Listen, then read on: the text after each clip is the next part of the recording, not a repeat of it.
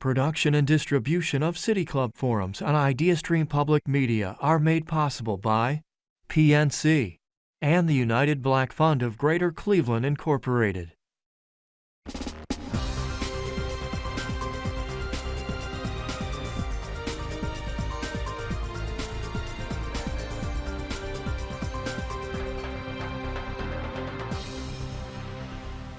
Good afternoon, and welcome to the City Club of Cleveland, where we are devoted to creating conversations of consequence that help democracy thrive. It's Friday, January 17th, and I'm Helen Forbes Fields, President and CEO of the YWCA Greater Cleveland. Thank you.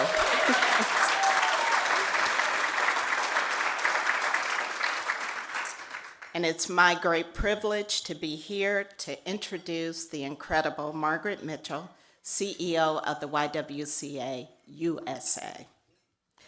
Today is a homecoming for Margaret. 3 years ago, Margaret Mitchell moved into the national spotlight, handing off the reins to the YWCA of Greater Cleveland, which she held for 10 years. Even though she has made a new home in Washington, D.C., Cleveland is still home. We still claim Margaret, and she is considered our local hero right here in Northeast Ohio.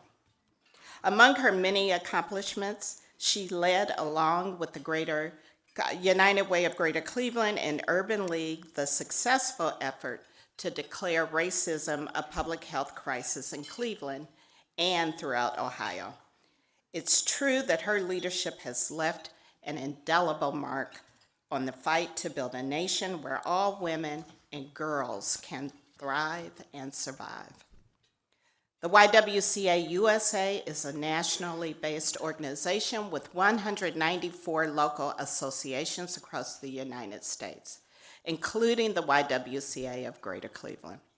It is one of the oldest and largest women's organizations in the nation, serving over 1 million women, girls, and their families, and has been at the forefront of the most pressing social movements for over 160 years.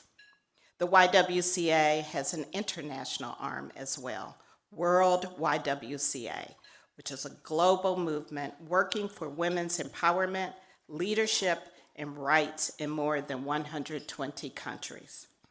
As we move into Martin Luther King Day weekend and we look to our inauguration day, today's conversation, without a doubt, rests at the crux of one of our country's most significant moments. Today, we will hear first directly from Margaret on the progress made and the work ahead to eliminate racism, empower women, and promote peace, justice, freedom, and dignity for all. Following Margaret's remarks, Danielle Sitnor will join Margaret for a moderated conversation. Danielle is the CEO of the Rise Together Innovation Institute and the past president of the NAACP Cleveland branch. Danielle is a respected leader who we welcome home as well, and she is an advocate in Ohio, known for her tireless work in social justice, economic empowerment, and a deep background in financial education. If you have a question for Margaret and Danielle, you can text it to 330-541-5794. And the City Club staff will try to work it into our question and answers portion of the program. Members and friends of the City Club of Cleveland, please join me in welcoming Margaret Mitchell.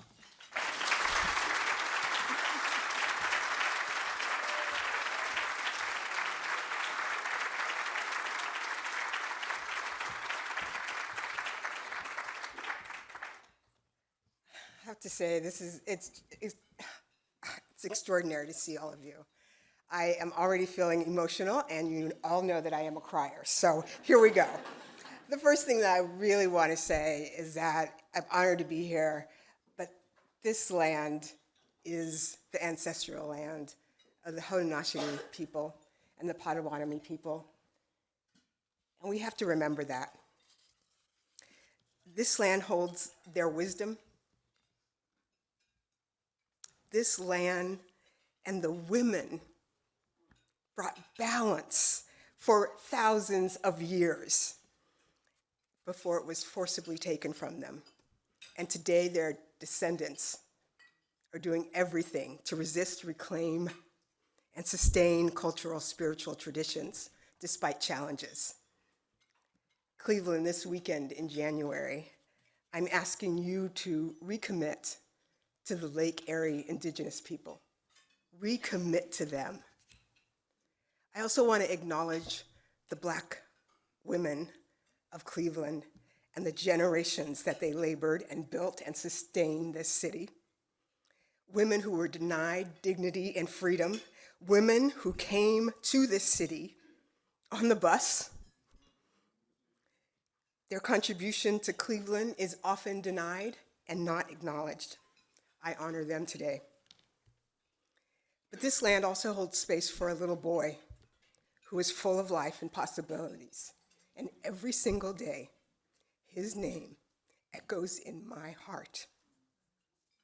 The murder 10 years ago of Tamir Rice changed my life.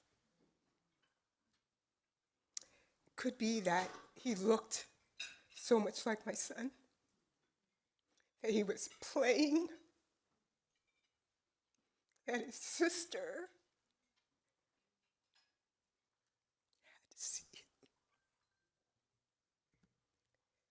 These are the moments that need to fuel.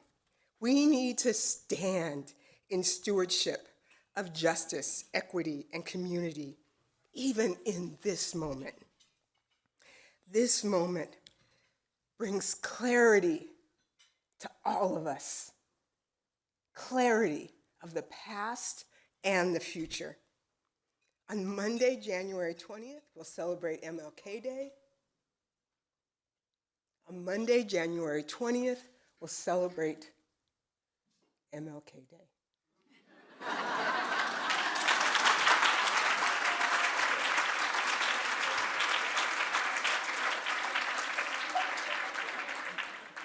It is a new era.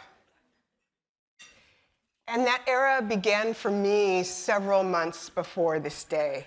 I was in Madison, Wisconsin, and our CEO there, Jerry Valdez, comes running up to me, and she had a book. And she presses this book into my hands, and she says, "You have to read this book." And the book was See No Stranger by Valerie Kerr. She's a Sikh woman who is an author, an activist, a lawyer, one of the most extraordinary human beings. And these are her words. "The future is dark. But what if the darkness is not the darkness of the tomb, but the darkness of the womb? What if our America is not dead, but a country that is waiting to be born?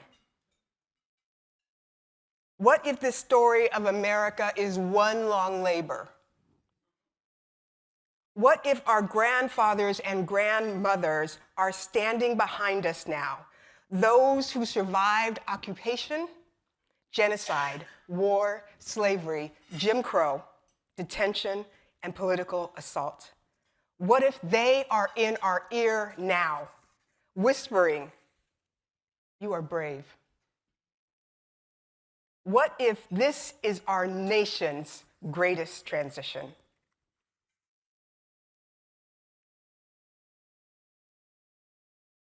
That's how I entered this era.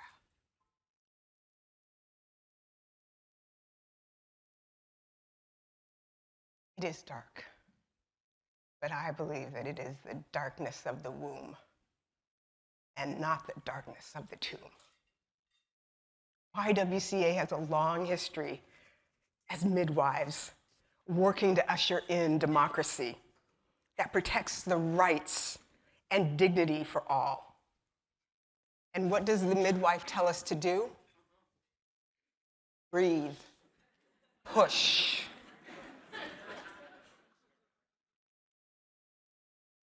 During my first year as CEO of YWCA USA, I visited a college campus.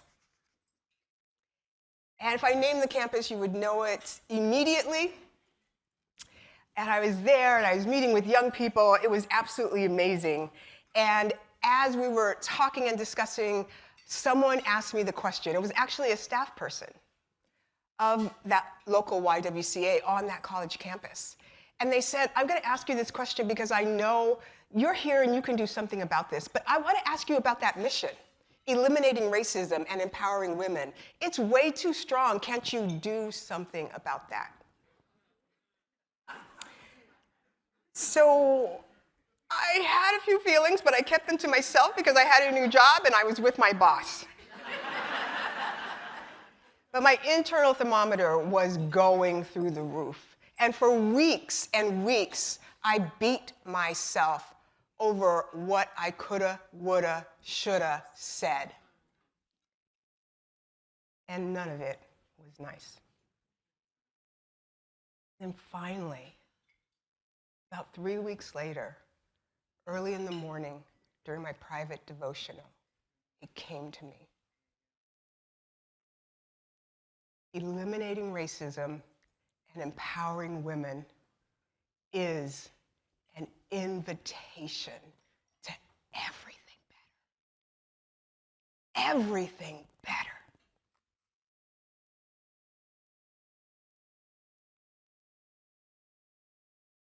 YWCA matters because we are pushing for everything better.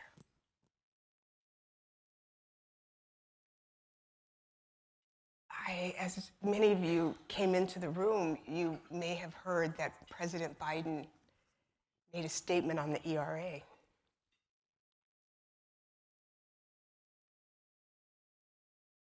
He still needs to send a directive to the archivists for the archivists to publish the ERA in the Constitution.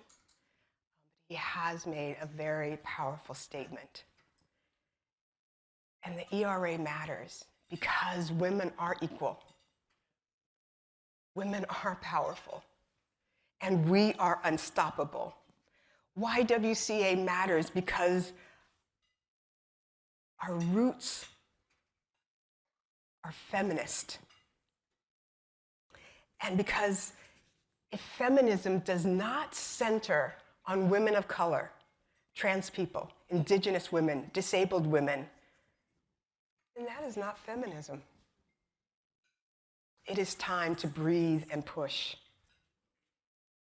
YWCA breathes in hope and power into the lives of women and girls.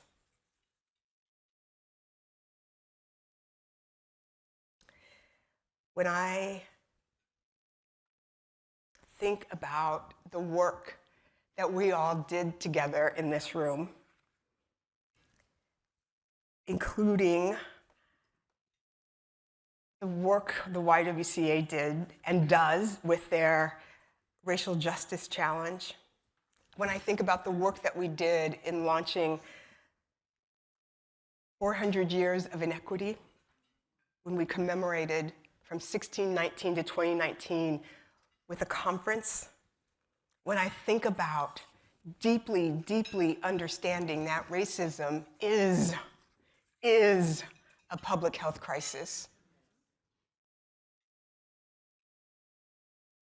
we must continue to breathe and push.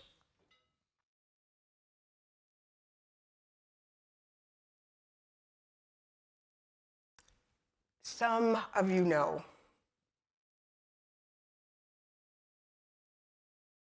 that sometimes as women we can be a little bit more quiet about our accomplishments and things that we have done. And when I think about who embodies this the most, I think about Coretta Scott King. We often sort of keep her in this frozen frame of a woman who walked 3 steps behind, who was silent. One of the things that I did during the pandemic was take a class at Stanford on the Kings. And the thing that I walked away was this incredible deep love for her. She was brilliant. She was the intellectual giant in that family. When you read the Riverside speech, that is her. You will often find a quote in which a reporter asks Dr. King, "Are you teaching your wife these things?" And he says, "She is teaching me."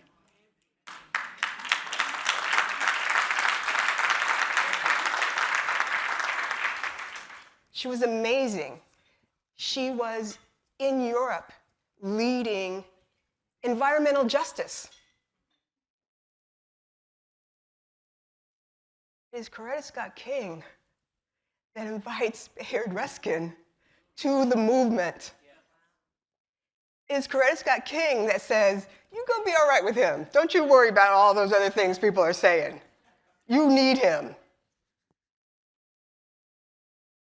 She was an incredible advocate. And we miss her. We miss seeing who she really, really, really is. She addressed AIDS long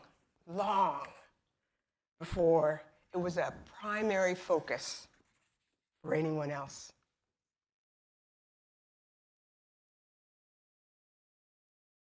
It's amazing when you have a chance to speak with Carol Hoover. She has a treasure trove.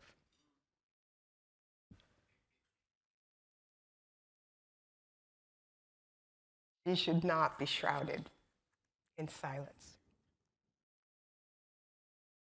One of the most amazing things that the YWCA is doing now revolves around financial trauma. And when I mention financial trauma, I want you to understand that this is not, I'm not talking about what happens to an individual, but there are financial traumas and abuses that happen to individuals. But financial trauma is a system.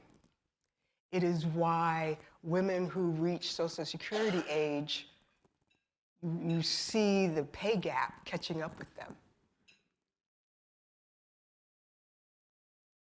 It is the barriers that are in place today that are affecting women.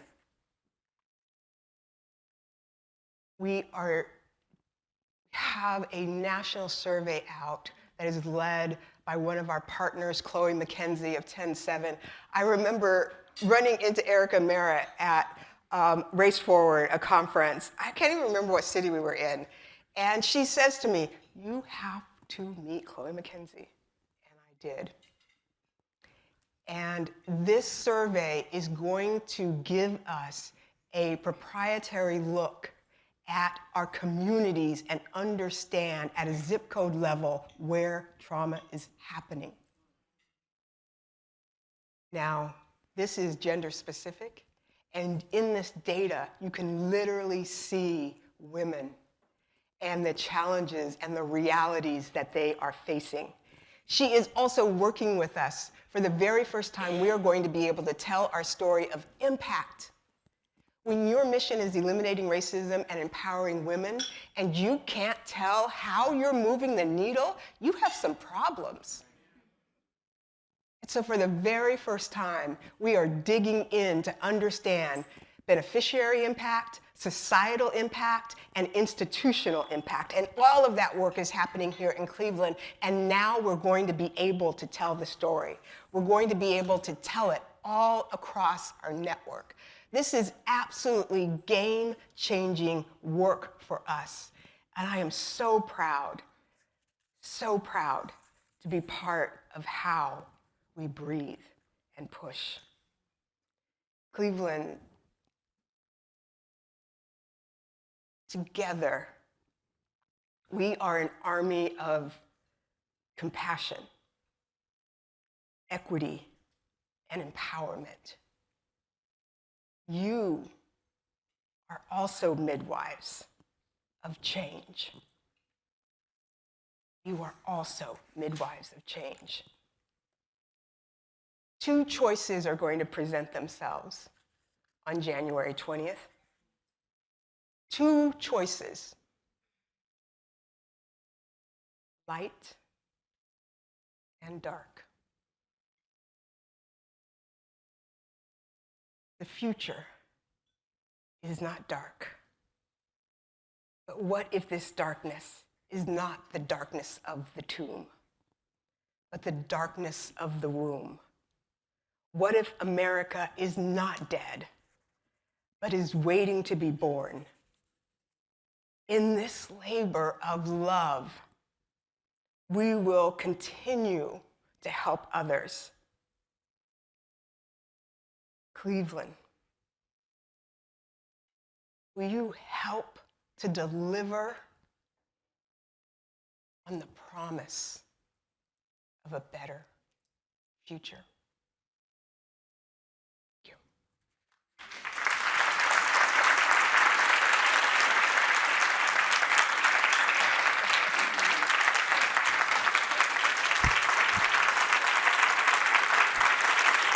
Thank you.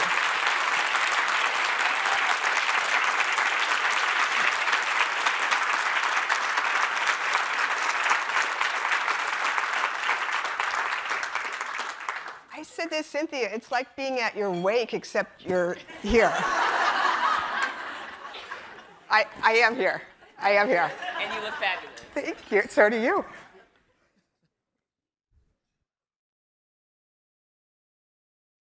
So good afternoon, Margaret. So glad to be with you and all of you today at the City Club. I just want to thank you for something we talked about privately, but I always want to share publicly. Margaret has been a person that I've had the pleasure of leading with, but also watching as an unofficial mentor show up very authentically. And as a young Black woman in leadership, it is important to have women that you can look at as models. And one of the things that Margaret taught me is just be authentic. She's not afraid to show emotion when it's appropriate and necessary.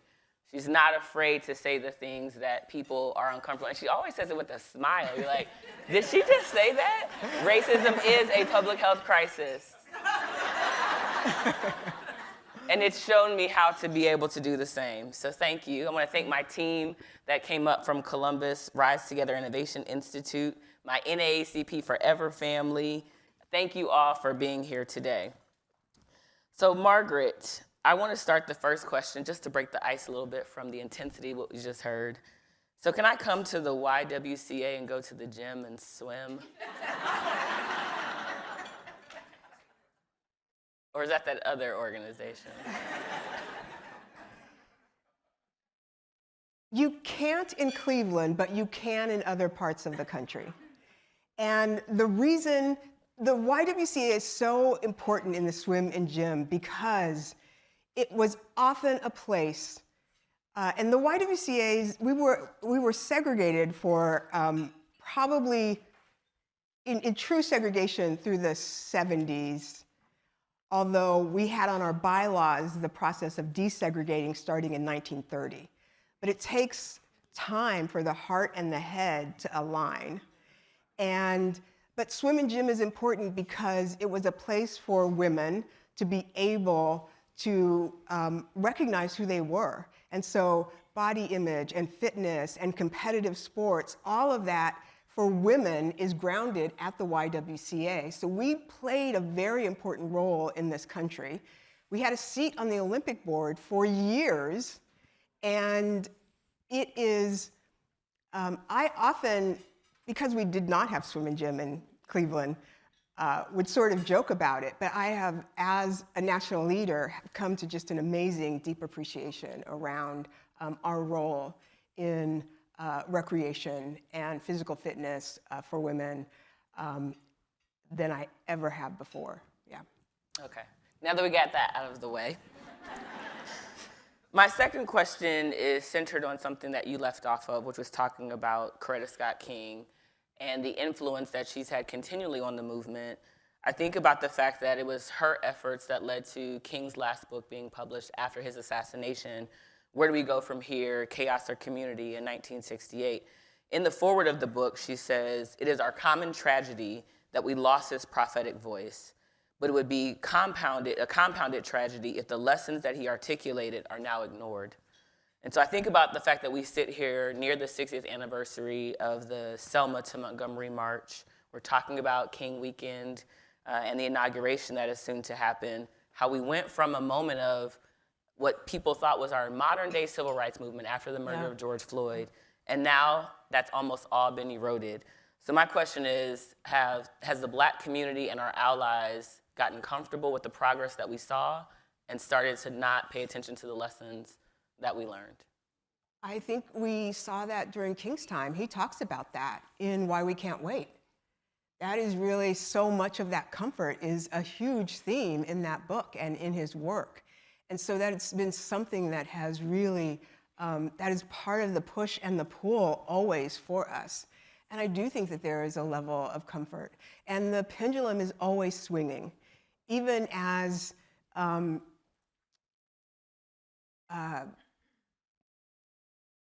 blood is always required in movements, and the sacrifice. And it is so incredibly important for us to always honor that and honor the people who give their lives and who have given their lives historically. Many, many women, many children.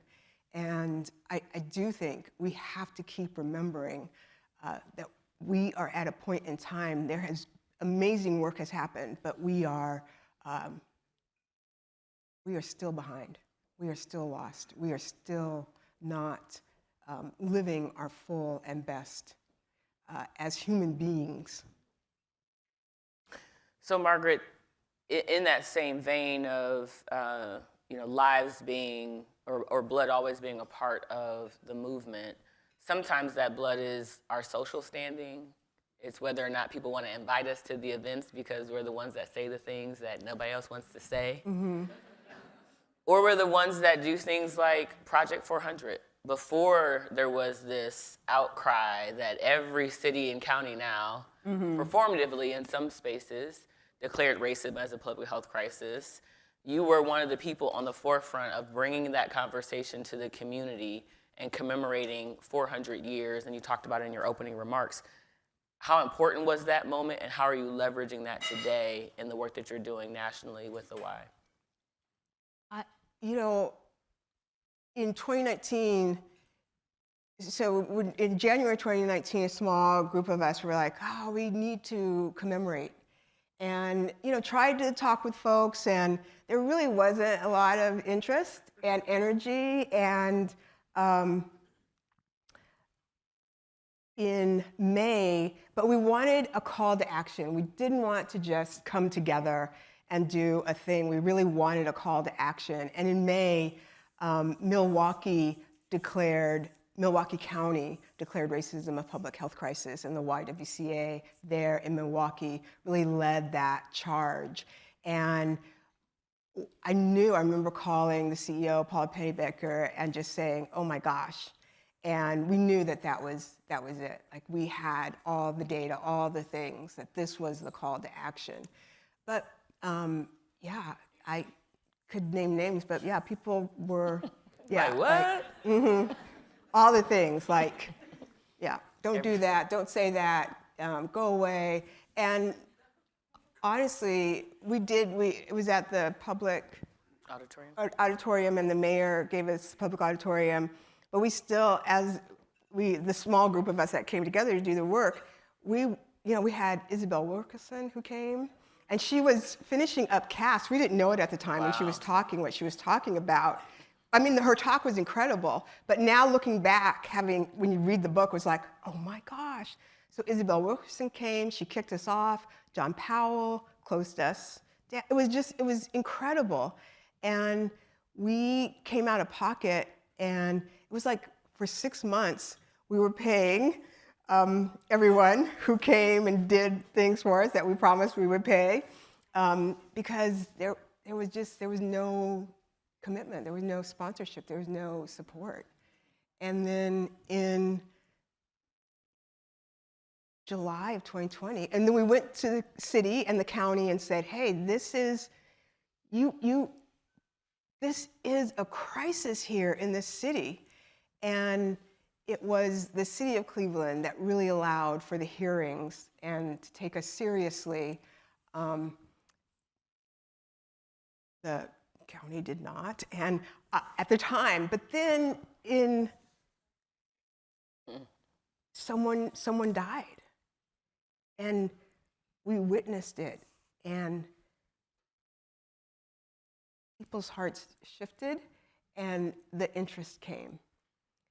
But to sustain the work, you have to come from a different place when you are sustaining work. And that is, I think, even in the moment, as the pendulum and the swing was so strong, it just felt like there was so much performance in it. Yeah. I was at a event last night in Columbus. The Ohio Education Association had Simone Sanders Townsend as the keynote. And she is awesome. She is just the warmest. She can talk with her face. You don't have to say oh my words. gosh. And when you see her in DC, she remembers your name, and she's just incredible. Just an incredible human being. That's awesome. And she mentioned something that you just said about the, after the murder of George Floyd, then there was this desire to do these things. And our work for racism as a public health crisis in Cleveland began before that. But then you had other people kind of jumping on. She asked the audience if they knew how or why the HUD bill passed, affordable housing passed in the United States Congress, was after King's murder. And so he had been fighting for it prior to his murder, and his allies, who were standing with him around voting rights and other things, became silent around housing. After he was murdered, there was this rush to do these things. And so it's just eerie to me how many of these similarities we're finding ourselves in. So many similarities. And when you go in and you read that bill, isn't it shocking how much is not really standing up? Yeah. Amani Edwards, who was at HUD. I mean, so it's shocking when you actually go in and read the bill itself, because you think, and also, the voting rights. When you go in and you read this landmark legislation, it's shocking. I'm taking a class on the Constitution right now because I wanted to be able to be really grounded in what I was hearing and reading and seeing and understanding. I didn't think I had a firm enough foundation in the Constitution itself. Man, it's a work. They actually know that bad actors are coming. Yeah. They know bad actors are coming. They're clear in the Constitution. And how the Declaration and the Constitution, how they speak to each other. It's amazing. And I am not an attorney, even though Wikipedia says that I am. I keep trying to come up, I go down. But I know what I know. Yeah. I'm a fake attorney as well. People think, 'cause I was president of the NAACP, they would call me. I'm like, I'm not. But I've got a couple in the room that I can call if we need something. That's right. That's right.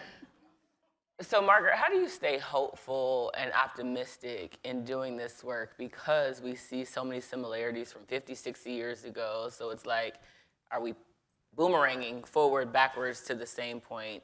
You continue to have to show up every day and push and lead through these spaces. So how do you stay optimistic? I stay optimistic really with seeing the power of young people and what young people are doing and why they're doing it and how they're doing it, and the unapologetic way in which they are showing and leading and trailblazing. It's just really incredible to be able to see, and I'm deeply encouraged by that. I also understand the remnant. I know, when you see the map and the things and the this and the that and all the stuff, It's always been about a remnant. It's always been about a small group of people who are going to do the thing. We keep thinking that it's this mass thing. And I think the way in which we've had incredible gains, and there's so much to learn. There's tons to learn from missteps that we've had and what we've lost with Roe. And there's tons to learn with what we've gained with marriage equality. There's just so much for us to be able to understand and learn, and a lot to be hopeful in. This is my last question before I open this up for Q&A. And a part of the work that you're doing is around financial trauma, Black women. There are some women here who have been very instrumental in my career: Erin Kirkpatrick, Vanessa Whiting, Renee Richard, Helen Forbes Fields. These are businesswomen who have blazed trails, but we know that not everybody gets a chance to be invited into rooms. And so I've always been grateful that they've brought me into rooms with them. I want to know how this work that you're doing around financial trauma is informed by women who are successful and who are navigating spaces, but likely also experienced that trauma at some point in their life as well. Yeah, those barriers are there for women at every single economic strata. Those barriers are there. And we need to, oftentimes we are still not even fully recognizing the barriers that exist. And so it's so important. The survey actually, you're able to go into the survey, and we'll have be releasing data this year in 2025, but you can literally see women making decisions and choices regarding childcare versus their health, regarding wellness, and that's, the wellness wheel of what we understand and what needs to be there in terms of the spiritual, emotional pieces in order to thrive. There are financial decisions that women have to make at all economic levels that keep them from being able to fully access the life that they want to lead. And so it's just incredible data, just really, really, it's a powerful survey, and we're just thrilled to be entering into this new era of telling our story, having the quantitative and qualitative pieces to tell the story. Is the survey still open? The survey is still open, and so we will make sure we can get that out to everybody, and anybody can take the survey. I just want to say one thing about, we've seen these horrific fires, and we have 3 associations sort of in the path of the fires. And, you have to understand that even when there is a disaster, women are so impacted. And impacted in so many different ways.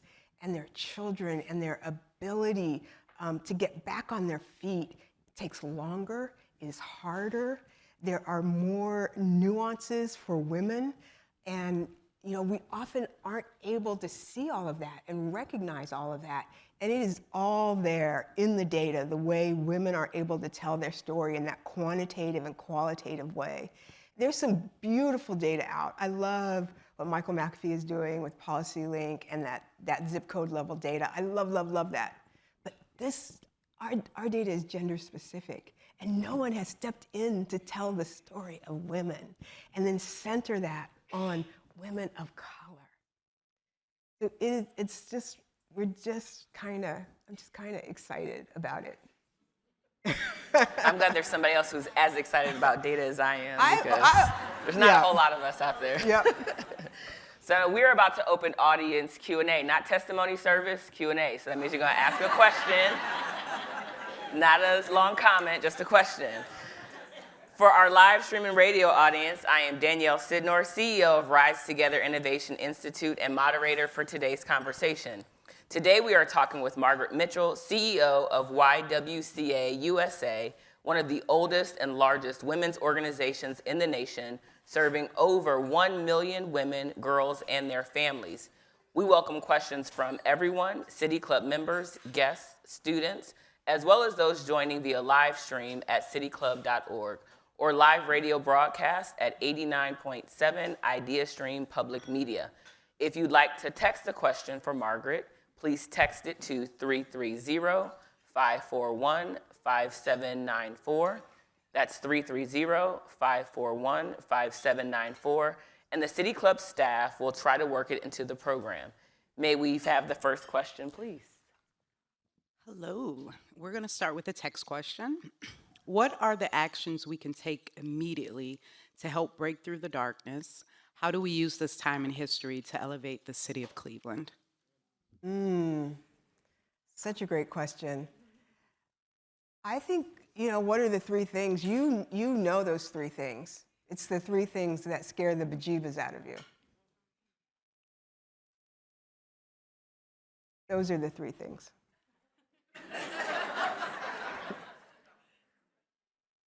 The things you can do easily, oh my gosh, that you could do quickly, that you feel comfortable doing, that you will do, that you could do, that you should do, that you did do. Those aren't the things. It's the things that scare the bejeebas out of you. Those are the three things that you should do. Good afternoon. It's good to see you. I Good want to to see thank you. Dan for mentioning my radio show, and I want to thank Margaret for being on my radio show April 24th, 2021. I looked it up in my phone. But my question, a lot of folks know that I'm an educator, and I always think about our students. And when you think about a group that may be hopeless right now, I think it has a lot to do with our teenagers and the students in our schools. So what can we do to empower our students? And also, do you get a chance to talk to young people in your national capacity? I do, and we do a national poll with a Black and Gen Z pollster, why women vote, and literally in the poll, you can see the cynicism. You can see the cynicism in young people 30 and under around voting, politics, the election. Cynicism. You can literally see it in the poll. And so this is the fix is complicated, but it needs immediate attention because some people think like, oh, the democracy is at stake because of so-and-so and so-and-so. But the cynicism and not participating in the democracy, and it's one of those, you don't often think of the YWCA and democracy, but Bowling Alone helped us to understand how important it is to be in community. And that is what, when you understand a decline of the YWCA and other organizations, you are seeing a decline of democracy.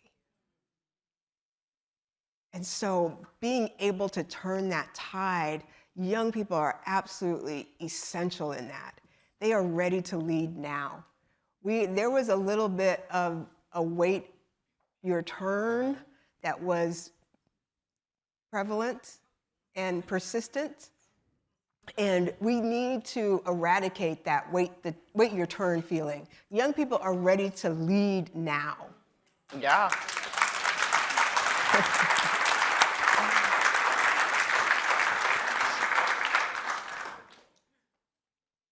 Good morning, Ms. Danielle. Good morning, Ms. Margaret. I would like to say it's a pleasure to see you in person. I have heard so much good about you, and I had to make it my business to get down here. My name is Linda Howard, and the name of my organization, the City of Cleveland, is called Young Mothers of Cleveland. And I had the pleasure to be able to put Unleash the Beast inside your facility, so I thought it was my business to be here today. So my question, because Ms. Danielle said not a testimony. All right, I was going to remind you, but you got it. So my question, all I want to talk about here on out 2025 in the future is housing. And I want to thank you again for creating what you created. I went to the YWCA and I didn't even know that it even existed. And when I got there, it was a pleasure to work with Miss Kathy, and I don't know if she's here today, but she let me really, hey, Miss Kathy. Hey, she is here. So today is my first day doing Unleash the Beast at YWCA. And I found that, like you said, young people are ready to show up and show out and figure this thing out. But we can't figure it out alone. And me being and presenting to be a nonprofit is scary to talk about numbers or politics or anything. But when people don't want to listen to you about something that's so serious than housing, so my question is, how do we figure it out? How do we make the city officials come out and listen to us? You only want to come for people that you know. I'm like a nobody to people, and I do everything I do with nothing. So I'm just really trying to figure it out. How do I make Mr. Bibb come out and listen to Ms. Howard? How do I gather my mothers? Because my vision is to create a Million Mothers March. And how do I navigate all my mothers in the city to be able to come and rock with me at the JFS building or the HUB building or the Eden building? And when you talk about zip codes, I know all the zip codes because my phone rings so crazy. Yeah. And I'm like, it's not just in the urban area, it's everywhere. It's everywhere. We gonna close. Yes. All right. Housing is a human dignity. It is a human right. And it is all about dignity and housing. And we can often lack dignity in our housing. We can often want to decide who is deserving. The deservingness code is something that plays a lot, and we have to begin eradicating that deservingness, who deserves and who doesn't. But housing is just such an important right. And I honestly, I always felt like, Cleveland is not a huge city. It's 400,000, like, it can happen. Yeah. Be bold, let's get our arms around this. But there are a lot of, I think we're often like crabs in a barrel, sort of pulling each other down, preventing really great ideas to rise up and people to rise up. And we keep things, too small. Well, this person can say that, or this person can do that. And I think we have to move away from it. And, movements are so dependent upon timing and momentum and being able to read all of those things to gather and harness. But you're always working in the background, laying the foundation so that when it is able to go, it's able to go. And so the track you are on is the right track. And, just continuing to find your people and to advocate and to fight for housing. Housing is just so incredibly important. We've long been in the housing business. We used to call it the bed and bread business. And, women would come and, live at the YWCA. But underneath that, they were often fleeing violence. They had often been thrown away because of who they wanted to love, or the fact that someone had forced them into a situation that left them in desperation. So they came to the YWCA. People, it's sort of this fantasy, but it's like the migration, Hi. Hi. My name is Danielle. I go to St. Joseph Academy, the best school. Also, I have observed both at my school, out on the street, and other schools that I used to be in, that it is very, very common for people of color to want to defy Black stereotypes. But a lot of people have a different concept of that. Some people believe that might look like just not being ghetto, or talking differently, or maybe, in the worst case, erasing their culture. So I wanted to ask, how can someone actually do that? How can they show that Just being Black does not mean that you are all of these other things, and that you can be successful, that you can be looked up to, and you can be in like positions of power and have money and not struggle and be destitute without forgetting who you still are.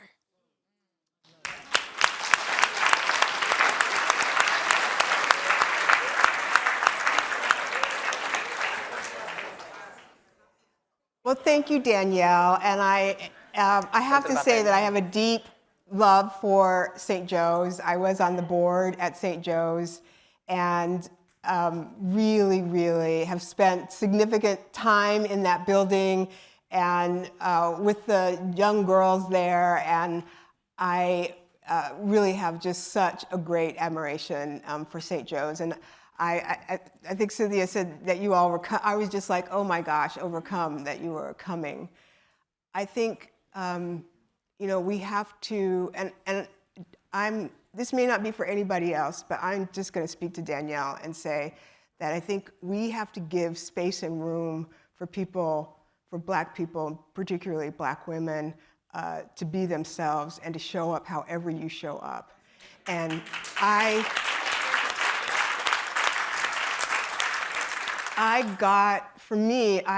got a lot, oh, you talk so proper, or you think you're this, or you think you're that, all the things. There's an incredible sisterhood, but we can also struggle with our solidarity with each other. And I think it can be mean-spirited and closed and harmful and traumatizing.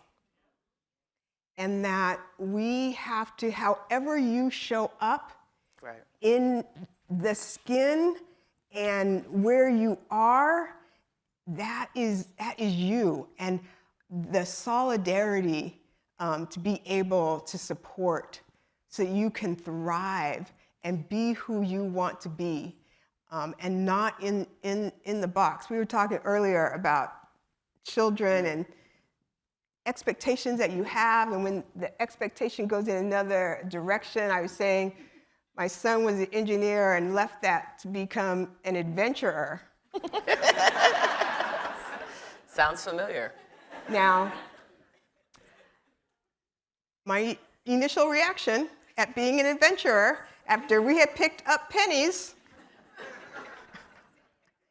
to go to a university that will name nameless, I didn't have the space of like, oh my gosh, that is. And now I have that space. I have that space. And it was incredible to see that son summit Mount Everest as part of an all-Black expedition.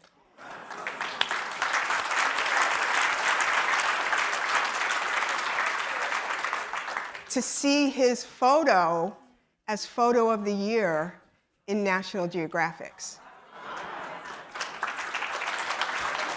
But my initial response was not, an adventurer? And to see a young Black man skiing in the backcountry, or it didn't, I can't tell you. My son says, the REI people and the, what's the other one? No, I forget. Anyway, bad story. No. But you, not only you do you, but you allow others to be who they are. And when people come in love and when people come in light, then this is it. This is it.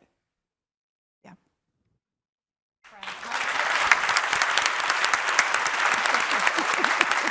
Thank you so much.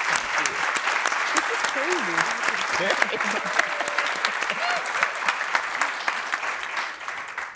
Thank you very much to Margaret Mitchell and Danielle Sidnor for joining us today at the City Club. I'm Cynthia Connolly, the Director of Programming here Forums like this one are made possible thanks to generous support from individuals like you. You can learn more about how to become a guardian of free speech at cityclub.org. The City Club would like to welcome students joining us from the St. Joseph Academy and St. Martin de Porres High School.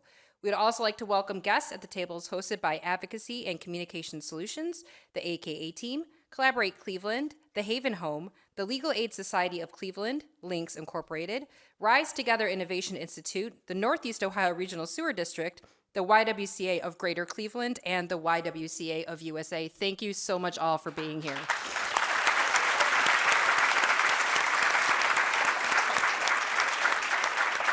Next Friday, January 24th, we will hear from 4 top industry leaders in workforce development on how to boost retention and cultivate success for the workforce of today and the future. Glenn Forbes with IdeaStream Public Media will moderate. And then on Tuesday, January 28th, we will welcome the 2024 MLB American League Manager of the Year, Stephen Vogt. He will be in conversation with Guardians play-by-play announcer Matt Underwood on Perseverance, a new era of leadership and what it means to be a Cleveland Guardian. You can learn more about these forums and others at cityclub.org, and that brings us to the end of today's forum. Thank you once more to Margaret and Danielle. I'm Cynthia Connolly, and this forum is now adjourned. For information on upcoming speakers or for podcasts of the City Club, go to cityclub.org.